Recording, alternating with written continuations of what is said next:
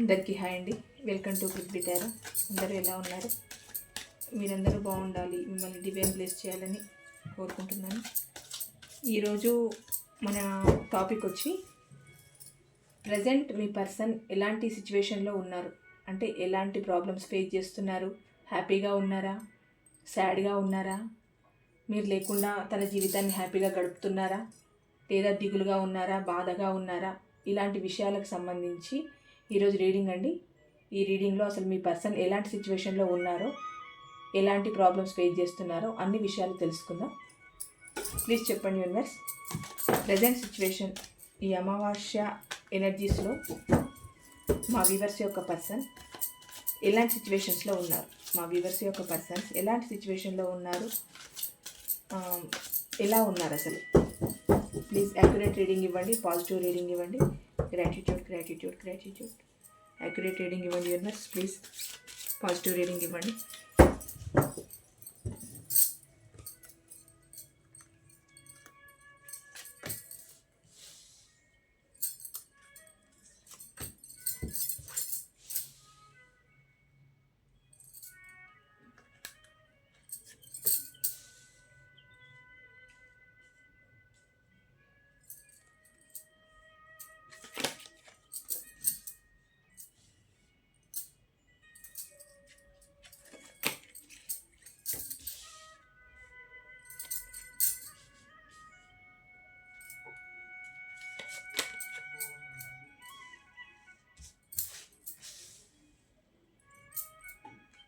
Cards కనిపిస్తున్నాయండి.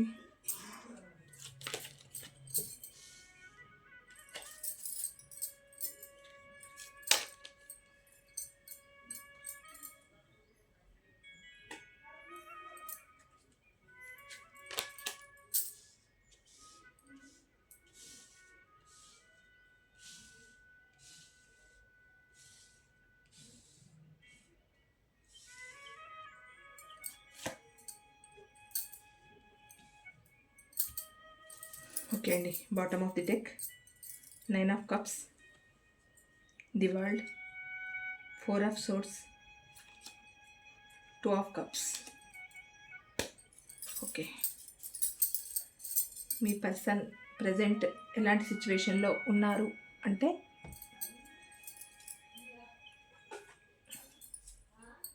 Ace of cups. మీ person ఏదో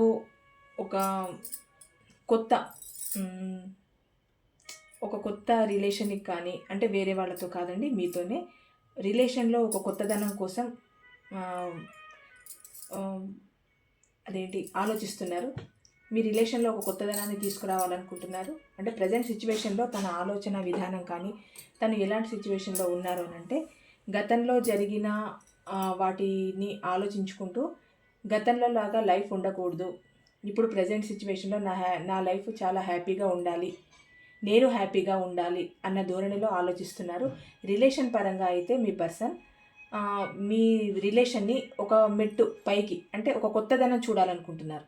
మీరు ఆన్ అండ్ ఆఫ్ సిచ్యువేషన్లో ఉన్నా, లేదు మీకు బ్రేకప్ జరిగినా, మీ పర్సన్ మీ నుంచి మూవ్ ఆన్ అయిపోయినా, మీకు దూరంగా ఉన్నా, దగ్గరలో ఉన్నా, ఇలాంటి సిచ్యువేషన్లో ఉన్న మీ పర్సన్ ఏమనుకుంటున్నారు అని అంటే ప్రజెంట్ ఎలాంటి సిచ్యువేషన్లో ఉన్నారు అని అంటే మీ రిలేషన్ని ఇంకొంచెం గ్రోత్ చేసుకోవాలంటే ఒక కొత్తదనాన్ని చూడాలి. అంటే రిలేషన్లో ఉన్న వాళ్ళకి ఇంక కొంచెం మీ రిలేషన్ని డెవలప్ చేసుకోవాలి అని, మీకు బ్రేకప్ అయి దూరంగా ఉంటే కనుక మీతో మళ్ళీ రిలేషన్ని ఒక కొత్తగా మొదలు పెట్టాలి అన్న ఉద్దేశంతో ఉన్నారండి మీ పర్సన్. కొత్తగా అంటే కొంచెం ఏంటి అని అంటే కొంచెం ఎమోషనల్గా కూడా ఉన్నారు, ఫీల్ అవుతున్నారు, బాధపడుతున్నారు, రిలేషన్ పరంగా బాధపడుతూ ఉన్నారు, కొత్తదనం కావాలనుకుంటున్నారు. దాని పరంగా ఏంటి అని అంటే మీ జీవితంలోకి రావాలి అని, అంటే దూరంగా ఉన్న వాళ్ళ గురించి మీ జీవితంలోకి రావాలి అని కానీ, మీతో కొత్తగా న్యూ బిగినింగ్ చేయాలి అని, మీతో కొత్తగా జీవితాన్ని ప్రారంభించాలని, ఇలా కొత్త ఆలోచనలు ఉన్నాయండి మీ పర్సన్కి. ప్రజెంట్ సిచ్యువేషన్లో రిలేషన్కి సంబంధించి కొత్త ఆలోచనలు ఉన్నాయి, చాలా కొత్తగా ఆలోచిస్తున్నారు రిలేషన్కి సంబంధించి. ఇక్కడ ఇంకోటి ఏంటంటే ఎంపరర్ ఎనర్జీ. మీ పర్సన్కి ప్రేమ లేదా అని అంటే ఖచ్చితంగా ప్రేమ ఉందండి. కాకపోతే మీ పర్సన్ ఒక ఎంపరర్ ఎనర్జీలో ఉన్నారు. అంటే ఒక ఈగోయిస్టిక్ పర్సన్ అనమాట. ఎలాగనంటే ఒకరు చెప్పిన మాట వినరు. నేనే రాజు నేనే మంత్రి అనే లెవెల్లో మీ పర్సన్ ఉన్నారు ఇప్పుడు. అంటే ఒకటి ఏంటి అని అంటే తనకు నాకు నేనే రాజును నాకు నేనే మంత్రిని అన్న లెవెల్లో ఆలోచిస్తున్నారండి. అంటే నాకు ఒకరు చెప్పాల్సింది లేదు, నాకు నేను చెప్పుకోగలుగుతాను, నాకు నేను ఆలోచించుకోగలుగుతాను.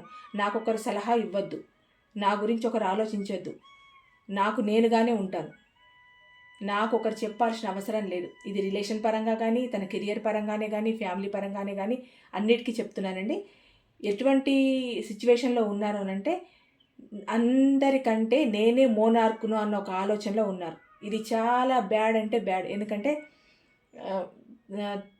తలను తన్నే వాళ్ళు ఉంటే తనను తన్నే వాళ్ళు కూడా ఉంటారు కదా, అలాంటి వాళ్ళు కూడా ఉంటారు కదా. ఇప్పుడు మీ పర్సన్ నేనే మోనార్క్ని, నేనే అంతా చేయగలుగుతాను, నా చేతిలోనే అంతా ఉంది, నేను తప్పితే ఇది ఎవరు చేయలేరు, మొత్తం నేనే దీన్ని హ్యాండిల్ చేస్తున్నాను. ఇది ఎవరికి ఎలా రిలేట్ అయితే వాళ్ళు అలా తీసుకోండి. ఇది కెరియర్ పరంగానే కానీ లేదు ఫ్యామిలీ పరంగానే కానీ రిలేషన్ పరంగానే కానీ ఎలాగైనా కూడా ఒకటే అనుకుంటున్నారు, నాకు నేను చెప్పిందే మాట. అంటే ఒక నియంతృత్వ ధోరణిలో ఉన్నారండి, నియంతగా వ్యవహరిస్తున్నారు ప్రతి విషయంలో. ఇది చాలా అనర్థాలకు కూడా దారితీస్తుంది. తన ప్రజెంట్ ఆలోచనలు ఇలా ఉన్నాయి కనుక చాలా అనర్థాలకు దారితీస్తుంది. ఒక ఎక్కువ ఈగోతో ఉన్నారు. అంటే ఇది రిలేషన్లో కానీ లేకపోతే మిగతా వాటి విషయంలో కానీ ఎక్కువ అహంకారంతో ఉన్నారు మీ పర్సన్. ఈ అహంకారం ఏమవుతుంది అంటే నాకు నేనుగానే ఉంటాను, నాకు ఎవరు అవసరం లేదు అని అనుకుంటే వాళ్ళకి ఎవరు కాకుండానే పోతారు. ఇప్పుడు మీ రిలేషన్లో కూడా మీ పర్సన్ చేసింది ఏంటి అని అంటే మీ దగ్గర చాలా ఈగో చూపించారు. ఏంటి అంటే మీరు రిలేషన్లో బ్రేకప్ అయి ఉంటే కనుక మీకు బ్రేకప్కి కారణం కూడా ఇదొకటి కావచ్చు. ఎందుకంటే మీ పర్సన్లో ఉన్న అహం కూడా మీ బ్రేకప్కి కారణమై ఉంటుంది. ఇప్పుడు కూడా అదే సిచ్యువేషన్లో ఉన్నారు, అదే అహంకారంతో ఉన్నారు, అదే యాటిట్యూడ్తో ఉన్నారు. ఎలాగనంటే నాకు ఒక ఏంటి అంటే నేను ఒక పెద్ద హోదాలో ఉన్నాను, నాకు నువ్వు సరిపడవు. ఒకవేళ మిమ్మల్ని వాళ్ళ జీవితంలోకి ఆహ్వానించిన మీ పర్సన్ ఎలా ఉంటారనంటే కొత్తదనం కోరుకుంటున్నారు. కానీ ఎలా ఉంటారు అనంటే నేను చెప్పినట్టే వినాలి, నేను ఇలాగే ఉంటాను, నాకన్నా గొప్ప మనిషి ప్రపంచంలో లేరు, నేను ఒక పెద్ద హోదాలో ఉన్నాను, పెద్ద వర్క్ ప్లేస్లో నాకంటూ ఒక పెద్ద హతాటి ప్లేస్ ఉంది, నన్ను మించింది లేదు, నేను తప్పితే దీన్ని ఎవరు చేయలేరు, అన్నిటికీ నేనే, అంతా నేనే, అన్నిట్లో నేనే, మొత్తానికి నేనే. ఇది రిలేషన్లో అయినా కెరియర్ పరంగా అయినా ఈ అహంకారంతో ఉన్నారండి. మిమ్మల్ని తన జీవితంలోకి ఆహ్వానించినా కూడా తన అహాన్ని మాత్రం మీ పర్సన్ పక్కకు పెట్టే స్థితిలో లేరండి. ప్రజెంట్ ఉన్న సిచ్యువేషన్లో మాత్రం ఆ అహంకారం అట్లాగే ఉంది. ప్రేమ లేదనంటే ప్రేమ ఉంది, మిమ్మల్ని ఆహ్వానించాలనుకుంటున్నారు, మళ్ళీ తన జీవితంలోకి కొత్తదనం చూడాలనుకుంటున్నారు. కానీ అహంకారం మాత్రం తగ్గించుకోవట్లేదు. మీ పర్సన్ ఆ అహంతోనే ఉన్నారు. ఇదేంటంటే క్వీన్ ఆఫ్ సోర్స్. ఇప్పుడు మీ పర్సన్కి ఏంటి అని అంటే ఏం గుర్తొస్తుంది అని అంటే మీరు చూపించిన కేరింగ్, మీరు చూపించిన ఆ ప్రేమ, మీరు తన పట్ల చూపించిన ఆ ఆప్యాయత, మీరు తన కోసం చేసిన సాక్రిఫైజెస్, మీరు తన కోసం ఎంత కష్టపడ్డారు, ఎంత ఆలోచించారు, తన గురించి మాత్రమే ఆలోచించారు, వేరే వాటినన్నింటినీ పక్కన పెట్టారు.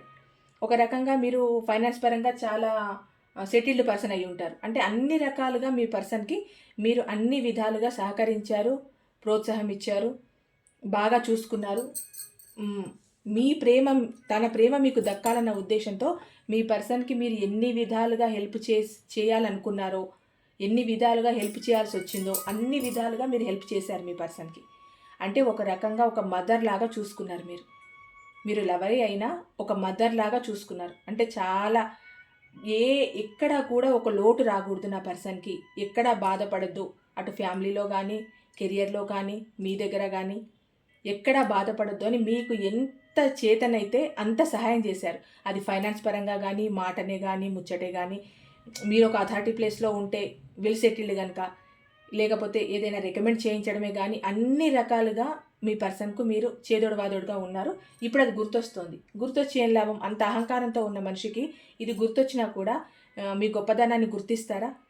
మీరు చేసిన ఆ సాక్రిఫైజెస్ని గుర్తిస్తారా? అలా గుర్తించే పర్సన్ అయితే మీ దగ్గర నుంచి వెళ్ళే పోరు అసలు.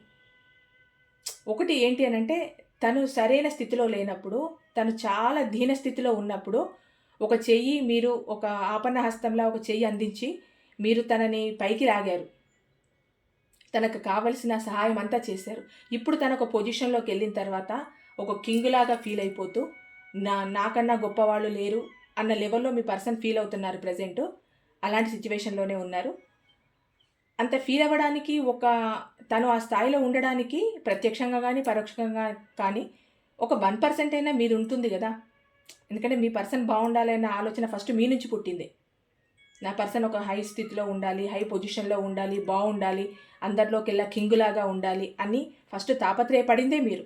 సరే, మిమ్మల్ని పక్కకు పెట్టినా మీరన్న మాట వల్ల వాళ్ళు పైకి ఎదిగినా ఎదగకపోయినా అని వాళ్ళ ఫీలింగ్ అండి. ఎందుకంటే ఇక్కడ ఎంపరేర్ కదా. ఒకవేళ ఆ ఫీలింగ్ ఉండొచ్చు, నా పర్సన్ అన్నంత మాత్రాన్ని నేను పైకి ఎదిగానా, తన పూజలు ఫలించాయా, తన వ్రతాలు ఫలించాయా అంటే మీరు ఎన్నో పూజలు వ్రతాలు చేసుంటారు, ఎన్నో దేవుళ్ళకు మొక్కి ఉంటారు. నా పర్సన్కి ప్రమోషన్ రాని అని కానీ, లేదు నా పర్సన్ ఒక స్థాయిలో ఉండాలని కానీ, గొప్ప స్థాయిలో ఉండాలని కానీ మీరు ఎన్నో పూజలు చేసుంటారు, ఎన్నో వ్రతాలు చేసుంటారు. అది మీ పర్సన్ తెలియచ్చు, తెలియకపోవచ్చు. ఒకవేళ తెలిసిన తర్వాత కూడా ఏమనుకుంటారనంటే, వీళ్ళు చేసినంత మాత్రాన నాకు ఇవన్నీ వచ్చాయా, నా టాలెంట్తో వచ్చాయి, ఇదంతా నా కష్టాది నా టాలెంట్తో వచ్చాయి. ఇక్కడ నా పర్సన్ నా కోసం పూజలు వ్రతాలు చేసినంత మాత్రాన రాలేదు, నా టాలెంట్తో వచ్చాయి అన్న ఫీలింగ్ మీ పర్సన్కి ఉంది. ఎందుకంటే ఎంపరర్ ఎనర్జీలో ఉన్నారు. ఒకటి, మీరు చేసినవన్నీ ఇప్పుడు గుర్తొస్తున్నాయి తనకి. మీరు చూపించిన కేరింగ్, ప్రేమ అంతా గుర్తొస్తుంది మీ పర్సన్కి. ఇక్కడ ఏంటి అంటే ఏస్ ఆఫ్ పెంటికల్స్. మీకు ఒక ఆఫర్ ఇవ్వాలనుకుంటున్నారు. మరి మీకు గతంలో కమిట్మెంట్ ఇచ్చారో లేదో తెలియదు, కానీ ఇప్పుడు మాత్రం ఒకవేళ మీ లైఫ్లోకి వచ్చినా గతంలో లాగానే కమిట్మెంట్ మాత్రం ఇవ్వలేరు. మీకు ఒక ఆఫర్ ఇస్తారు. అంటే ఆఫర్ వరకే ఉంటుంది. ఇప్పుడు ప్రజెంట్ ఉన్న సిచ్యువేషన్లో ఒకవేళ మీరు తన లైఫ్లోకి వచ్చినా కూడా, ఇప్పుడు తనకున్న ఎనర్జీస్ చెప్తున్నానండి, మీ లైఫ్లోకి వచ్చినా కూడా ఒక కమిట్మెంట్ ఇచ్చే అంత స్టామినా లేదు మీ పర్సన్కి. అంత అహంతో ఉన్నా, అంత ఇదిగా ఉన్నా, గతంలో ఎలాగో మీకు కమిట్మెంట్ ఇవ్వలేదో ఇప్పుడు కూడా కమిట్మెంట్ ఇచ్చే స్థితిలో లేరు. అంటే వస్తారు, ఒక ఆఫర్ చేస్తారు, మళ్ళీ హ్యాపీగా ఉంటారు, తనకు కావాల్సిన నీడ్స్ని తీసుకుంటారు, వెళ్ళిపోతారు. కానీ ఒక కమిట్మెంట్ మాత్రం ఇవ్వరు. కమిట్మెంట్కి ఇవ్వకపోవడానికి అర్థం ఏంటి అని అంటే, తన జీవితాంతం మీతో ఉండాలన్న ఒక దృఢమైన సంకల్పం మీ పర్సన్లో లేదు. అది ఒకవేళ అది వస్తుందానంటే ఫర్దర్గా రీడింగ్ చూద్దాం. ప్రజెంట్ ఇక్కడి వరకు మాత్రం ఇంకా కమిట్మెంట్ ఇచ్చే ఉద్దేశం లేదు. ఇంకా రీడింగ్ చూస్తూ ఉంటే ఏమొస్తుందో తెలియదు, చూద్దాం. ఇక్కడ ఏంటి అని అంటే ది జడ్జిమెంట్ కోరుకుంటున్నారండి మీ పర్సన్.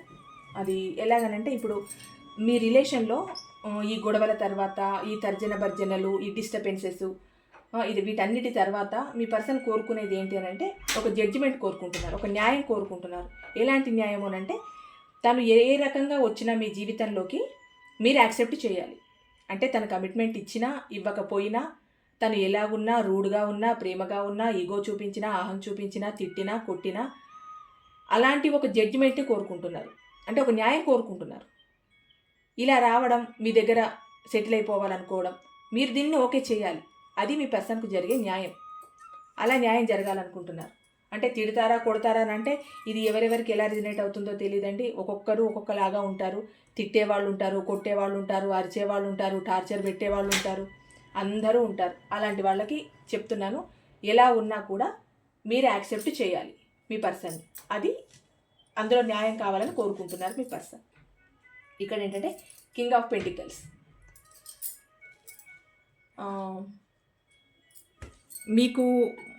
మీతో ఒక కొత్త ప్రయాణం చేయాలని, అంటే ఇంతకుముందు ఒక ఆఫర్ ఇచ్చారు కదా, ఆ ఆఫర్కి తగినట్టే మీతో ఒక కొత్త ప్రయాణాన్ని స్టార్ట్ చేయాలన్న ఉద్దేశం మీ పర్సన్కి ఉంది. అంటే తన లైఫ్లో ఇన్ని రోజులు ఒడిదుడుకులు ఎదుర్కొన్నారు కదా, మీతో పాటు ఆర్గ్యుమెంట్స్ కానీ, కోపాలు కానీ, తాపాలు కానీ ఎన్నో జరిగాయి కదా, వాటన్నింటినీ పక్కన పెట్టేసి మీతో ఒక కొత్త ప్రయాణం చేయాలని, మీతో ముందుకు సాగాలన్న ఉద్దేశం మీ పర్సన్కి ఉంది. ఇక్కడ ఏంటి అంటే 3 ఆఫ్ పెంటికల్స్ ఏంటి అని అంటే, అయితే మీ పర్సన్ లైఫ్లో అయినా థర్డ్ పార్టీ ఉండొచ్చండి, లేదు మీ లైఫ్లో అయినా ఒక థర్డ్ పార్టీ ఉందన్న ఉద్దేశం మీ పర్సన్లో ఉంది. మీ పర్సన్ మీ నుంచి మూవ్ ఆన్ అయిపోవడమే, థర్డ్ పార్టీ విషయంలో మూవ్ ఆన్ వెళ్ళిపోయారు. అది ఎవరెవరికి ఎలా రిజనేట్ అయితే అలా తీసుకోండి. కెరియర్ పరంగా కావచ్చు, ఫ్యామిలీ పరంగా కావచ్చు, లేదా థర్డ్ పార్టీ పరంగా కావచ్చు, ఎలాగుంటే అలా తీసుకోండి. కానీ ఇక్కడ చూపించేది ఏంటి అని అంటే, కేవలం థర్డ్ పార్టీ వల్లే మీ పర్సన్ మీ నుంచి మూవ్ అనే వెళ్ళిపోయారు. అక్కడ ఏదో తనకు ఏదో సాటిస్ఫాక్షన్ ఉంటుంది, అక్కడ ఏదో దొరుకుతుంది అన్న ఉద్దేశంతో మీ పర్సన్ మీ నుంచి మూవ్ అనే వెళ్ళిపోయారు. వెళ్ళిపోయిన తర్వాత తన సిచ్యువేషన్ ఎలా ఉంది అని అంటే, ఇప్పుడు మీరు కావాలని కోరుకోవడమే తన సిచ్యువేషన్లో ప్రధాన ఉద్దేశం.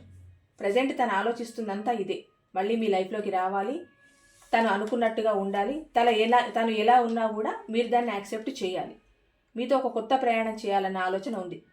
సరే, గతంలో థర్డ్ పార్టీతో వెళ్ళిపోయారు, మూవ్ అనే వెళ్ళిపోయారు, మిమ్మల్ని చాలా ఇబ్బంది పెట్టారు, అనేక రకమైన కష్టాలు పెట్టారు, మిమ్మల్ని ఎటు కాకుండా మిమ్మల్ని ఇగ్నోర్ చేశారు, అది అయిపోయింది. కానీ ప్రజెంట్ మాత్రం తన ఉన్న సిచ్యువేషన్ ఎలాంటిది అని అంటే, మీరు వస్తేనే తన జీవితానికి ఒక విష్ ఫుల్ఫిల్మెంట్ ఉంటుంది అని అనుకుంటున్నారు మీ పర్సన్.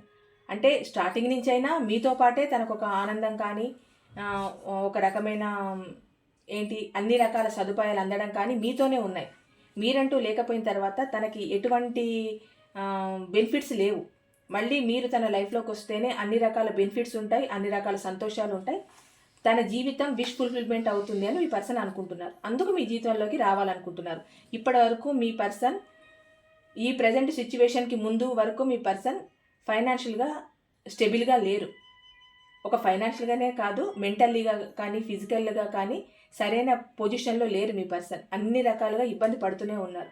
కానీ ప్రజెంట్ మీ పర్సన్ అనుకుంటుంది ఏంటి అని అంటే, మీ లైఫ్లోకి వస్తే మళ్ళీ తన అనుకున్నట్టు జీవితం ఉంటుంది, తను అనుకున్నట్టుగా జీవితాన్ని గడపచ్చు, తన కోరుకున్న హ్యాపీనెస్ని చూడొచ్చు అనే ఉద్దేశంతో మీ జీవితంలోకి రావాలనుకుంటున్నారండి. ఇంకోటి ఇక్కడ క్వీన్ ఆఫ్ వాండ్స్, మీతో ఒక లాంగ్ టర్మ్ డైరెక్ట్ కమ్యూనికేషన్ అనుకుంటున్నారు.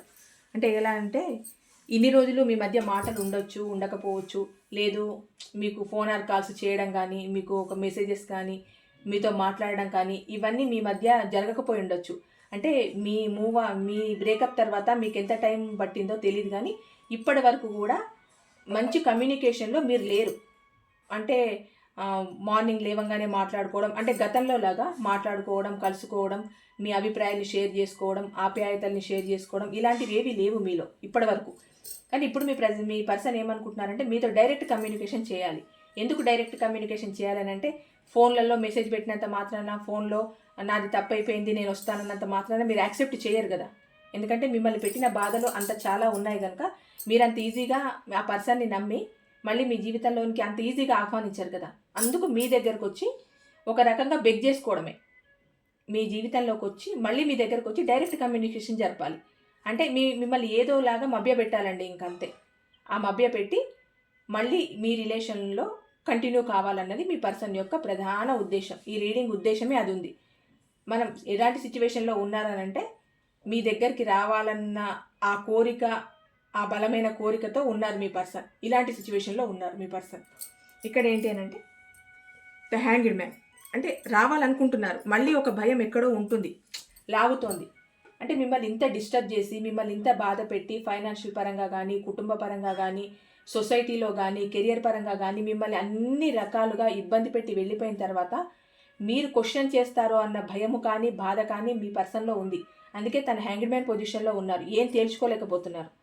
రాకపోతేనేమో తన అనుకున్న గోల్ని రీచ్ అవ్వలేరు, తన లైఫ్ విష్ ఫుల్ఫిల్మెంట్ అవ్వదు.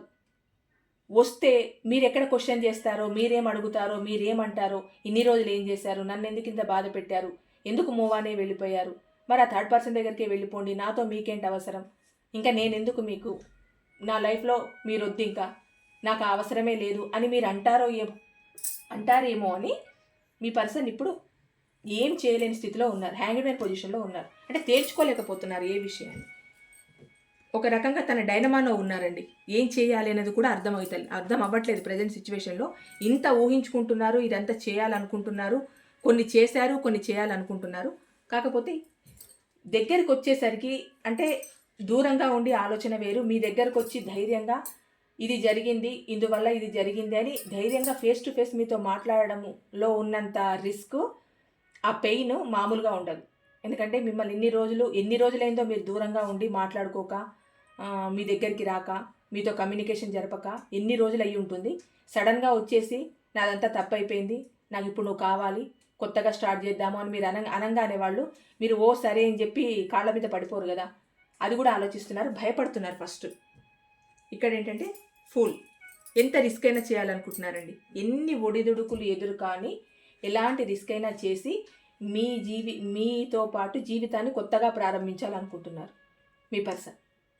తన ఎనర్జీస్ మాత్రం మీ దగ్గరికి రావాలి రావాలి రావాలి అన్న ఎనర్జీసే ఉన్నాయి ఇందులో. అంటే ఇందులో మోసం ఉందానంటే ఇదంతా ఏంటి జెన్యూన్గా ఉండే ప్రేమ అయితే కాదు. కాకపోతే ఏంటి అని అంటే మీ లైఫ్లోకి వస్తే తను అనుకున్న విధంగా తన లైఫ్ ఉంటుంది. మీ లైఫ్ ఏమైనా పర్లేదు మీ పర్సన్కి. అది పాస్ట్లో అయినా అలాగే ఆలోచించారు, ప్రజెంట్లో అయినా అలాగే ఆలోచిస్తున్నారు. మీరు ఎలా ఉన్నా, మీరు బాధపడ్డా, ఏడ్చినా, మీరు ఏమైపోయినా మీ పర్సన్కి అవసరం లేదు. కానీ మీ లైఫ్లోకి వస్తే తనకు ఒక విష్ ఫుల్ఫిల్మెంట్ అవుతుంది. తనకు కావాల్సిన నీడ్స్ అందుతాయి. తన కోరుకున్న విధంగా తన లైఫ్ని ముందుకు తీసుకెళ్ళొచ్చు. ఆ ఉద్దేశంతో రావాలనుకుంటున్నారు మీ పర్సన్.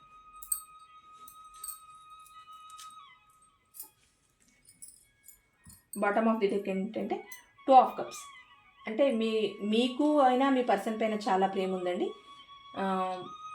ఒకరికి ఒకరు అంటే చాలా ప్రేమ ఉంది. మరి ఇంత ప్రేమ ఉన్నప్పుడు ఎందుకు వదిలేసి వెళ్ళిపోయారు మేడం? మాదొక సోల్మేట్, మీది సోల్మేట్ కనెక్షన్ అండి.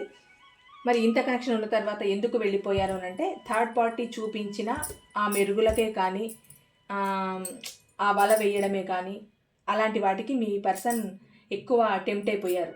అంటే వాళ్ళు ఎలాంటి వాళ్ళు, డబ్బే ఆశ చూపించారు, ఇంకా ఏం చూపించారు అంటే నీకు నేను భరోసాగా ఉంటా, నిన్ను నేను చూసుకుంటాను, నీకు ఎలాంటి నీడ్స్ అయినా నేను ఇస్తాను, ఒక రకంగా నీకు నేను వెనకాల ఉంటాను, అన్ని సపోర్ట్గా ఉంటానని ఎటువంటి మాటలు చెప్పారు వాళ్ళు. అందుకని చెప్పి మీ పర్సన్ అటు వెళ్ళిపోయారు. వెళ్ళిపోయిన తర్వాత తెలిసింది తనకేంటి అని అంటే తన సోల్మేట్ కనెక్షన్ వాళ్ళు కాదు మీరే అన్నది మీ పర్సన్కి అర్థమైంది. అందుకని చెప్పి మీ దగ్గరికి రావాలనుకుంటున్నారు.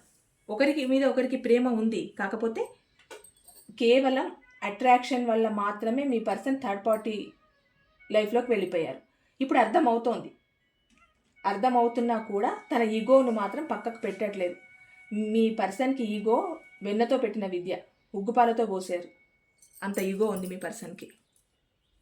ఇక్కడ ఏంటి అని అంటే 4 ఆఫ్ వాండ్స్. చాలా ఏంటి అని అంటే ఏం చేయాలో అర్థం కావట్లేదు. ఒక రెస్ట్ పొజిషన్లో ఉండిపోతున్నారు ప్రజెంట్. అంటే ఇన్ని సమస్యలలో ఎటు చూస్తే ఏమవుతుందో, ఇటు థర్డ్ పార్టీయా, ఇటు మీరా, ఇటు మీ దగ్గరకు వస్తే థర్డ్ పార్టీ దగ్గర ఏమవుతుంది, థర్డ్ పార్టీ దగ్గర వస్తే మీ దగ్గర ఏమవుతుంది, పోనీ థర్డ్ పార్టీని వదిలేసి మీ దగ్గరకు వచ్చినా మీరు అంత తొందరగా యాక్సెప్ట్ చేస్తారా, తనని యాక్సెప్ట్ చేస్తారా అన్న ఒక డైనమాలో మాత్రం ఖచ్చితంగా మీ పర్సన్ ఉన్నారు. అందుకే రెస్ట్ పొజిషన్లో ఉన్నారు. సరే, ఇప్పటికీ ప్రజెంట్ ఈ విషయాన్ని కొంచెం పక్కకు పెడదాం, టైం వచ్చినప్పుడు ఆలోచిద్దాం అన్నట్టు ఒక రెస్ట్ పొజిషన్లో ఉన్నారు మీ పర్సన్. ఇక్కడ ది వరల్డ్ అంటే ఇంకా మీ జీవితంలోకి రావాలి, కొత్తగా ప్రారంభించాలి. ఫస్ట్ ఆఫ్ ఆల్ మీతో రీయూనియన్ చేయాలి. అంటే మీ బ్రేకప్ తర్వాత మీ పర్సన్ యొక్క ఆలోచన విధానం, ఎనర్జీస్, తన ప్రజెంట్ సిచ్యువేషన్ ఇలా ఉందండి. మీతో రీయూనియన్ చేయాలి, కొత్తగా మీ జీవితాన్ని స్టార్ట్ చేయాలి. ఇంకా ఈ ప్రపంచంలో మీకన్నా సంతోషమైన వాళ్ళు, అదృష్టవంతులు ఎవ్వరు లేరు అనే విధంగా మీతో ఉండాలన్న ఆలోచన ఉంది. కానీ అక్కడ తన ఈగోని పక్కకు పెట్టి, తన స్వార్థాన్ని పక్కకు పెట్టి, ఈ థర్డ్ పర్సన్ని పక్కకు పెట్టి మీ లైఫ్లోకి వస్తేనే అది సాధ్యమవుతుంది. అనుకోవడంలో చాలా అనుకోవచ్చు, కానీ ప్రాక్టికల్గా చేయడంలో కదా ఉండేది. మీ పర్సన్ ఊహల్లో హిమాలయ పర్వతాన్ని కూడా ఎక్కచ్చు, కానీ ప్రాక్టికల్గా వస్తే ఒక మెట్టు కూడా ఎక్కలేని స్థితిలో ఉన్నారు. అన్నీ ఊహల్లోనే ఉంటున్నాయి, కానీ ప్రాక్టికల్గా జరగాలంటే చాలా టైం పడుతుంది. అందుకు ఫస్ట్ మీరు ఒప్పుకోవాలి. మీరు ఒప్పుకుంటేనే అది సాధ్యమవుతుంది. ఇంకోటి ఏంటంటే 9 ఆఫ్ కప్స్. 9 ఆఫ్ కప్స్ ఏంటి అని అంటే మీకోసం మీరుంటే మీ పర్సన్ లైఫ్ ఎలా విష్ ఫుల్ఫిల్మెంట్ అవుతుందని మీ పర్సన్ అనుకుంటున్నారో ఒక రకంగా మీరు కూడా అలాగే అనుకుంటున్నారండి. అంటే ఇంత బ్రేకప్ తర్వాత, ఇంత అయిన తర్వాత కూడా మీరేమనుకుంటున్నారంటే నా పర్సన్ ఉంటేనే నా లైఫ్ ఒక స్థితిలో ఉంటుంది, లేకపోతే అన్ని ఒడిదుడుకులు ఎదుర్కోవాల్సి వస్తుందన్న ఆలోచన మీకు కూడా ఉంది. అంటే మీ పార్ట్నర్ మీ లైఫ్లో ఉంటేనే మీకు కూడా హ్యాపీనెస్ ఉంటుంది. తన లేని జీవితాన్ని మీరు కూడా ఊహించుకోలేకపోతున్నారు. యాక్చువల్ చెప్పాలంటే మీకు కూడా మీ పర్సన్ వస్తేనే బాగుంటుంది అని ఉంది. కానీ అక్కడ మీ పర్సన్కి ఆ విషయం తెలియదు కదా. మీ మనసులో ఉన్న విషయం మీ పర్సన్కి అర్థం కావట్లేదు. మీరు వస్తే ఏమంటారో, ఏమనుకుంటారో అన్న బాధలోనే అలాంటి సిచ్యువేషన్లోనే ఉన్నారు మీ పర్సన్. కానీ ఇక్కడ మీకు కూడా ఏంటి అంటే మీ పర్సన్ ఉంటేనే మీ లైఫ్ ఒక విష్ ఫుల్ఫిల్మెంట్ అవుతుందన్న ఉద్దేశం మీకు ఉంది. అంటే అది డైరెక్ట్గా కానీ ఇండైరెక్ట్గా కానీ మీ ఇన్నర్ వాయిస్ మీకు ఏం చెప్తోంది అని అంటే, నా పర్సన్ నా లైఫ్లోకి వస్తే నా జీవితం బాగుంటుంది అన్న ఉద్దేశం మీకు ఉంది. మీ జీవితంలోకి రావాలన్న ఉద్దేశం మీ పర్సన్కి ఉంది. మీ పర్సన్ మాత్రం ఇలాంటి సిచ్యువేషన్లో ఉన్నారు. ఇంకోటి అంటే 2 ఆఫ్ వాండ్స్. తనకున్న 2 ఆప్షన్స్లో మిమ్మల్ని చూజ్ చేసుకోవాలనుకుంటున్నారు మీ పర్సన్. ఇప్పుడు థర్డ్ పార్టీ ఒక ఆప్షన్ అయి ఉండొచ్చు, లేదు థర్డ్ పార్టీ కాకుండా కెరియరే అయి ఉండొచ్చు, ఫ్యామిలీ అయి ఉండొచ్చు. ఏది అయినా ఇక్కడ థర్డ్ పార్టీ ఎక్కువ చూపిస్తోందండి.